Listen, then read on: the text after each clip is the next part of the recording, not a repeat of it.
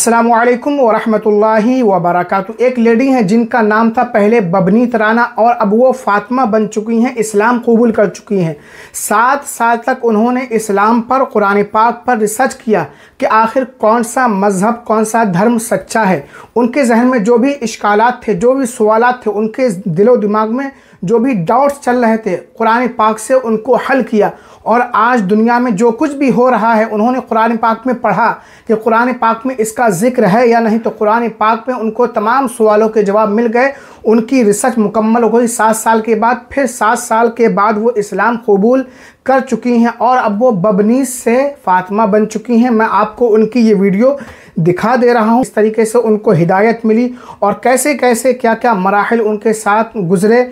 आप पहले उनकी ये वीडियो देख लीजिए। मैं बेसिकली सिख मज़हब से बिलोंग करती थी और मेरा नाम बबनीत कौर था। अल्हम्दुलिल्लाह मेरा नाम अभी जो है फ़ुरतुल फातिमा है। मैं पिछले 7 सालों से, may be more than that, मैं इस पर रिसर्च कर रही थी। मेरी एक फ्रेंड थी जिसका नाम स्नेहा है और उसने एक मुस्लिम लड़के से शादी की थी, बट वो जो लड़की है वो पढ़ नहीं पाती थी क्योंकि उसको सिर्फ हिंदी ही आता था।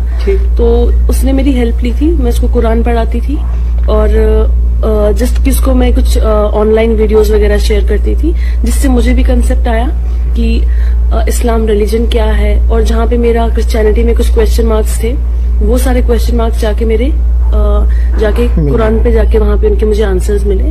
रमजान क्या है, हमारा आने का मकसद क्या है, आखिरत क्या है हमारी, हमको जो इस दुनिया में हम आए हैं ये क्या है, हमारा क्या टेस्ट है, हमने फाइनल हमें कहाँ पे जवाब देना है। तो ये सब चीजें वहाँ पे आई और फिर मैंने आज से ऑलमोस्ट 2 साल पहले ही इस चीज के बारे में सोचना स्टार्ट कर दिया था। तो फाइनली मेरा एक प्लेसमेंट हुआ था जो कतर में था और मैं एज अ प्रोजेक्ट मैनेजर वहाँ गई थी। और वहाँ पे मेरी एक सुपरवाइजर और एक मैनेजर थी जिन्होंने मेरे बेसिक कंसेप्ट्स को क्लियर किया, जहाँ पे मुझे ये भी लग रहा था कि क्या इस्लाम सही है क्या नहीं है। तो जैसे मैंने वो सारा कंसेप्ट क्लियर किया तो रिसेंटली मैंने इस्लाम तो मेरे प्यार नाज़रीन, आपने जो बबनीत कौर पहले थी अब फातिमा बन चुकी हैं, इनका वीडियो देखा किस तरीके से इन्होंने इस्लाम पर रिसर्च किया, कैसे इस्लाम कबूल किया।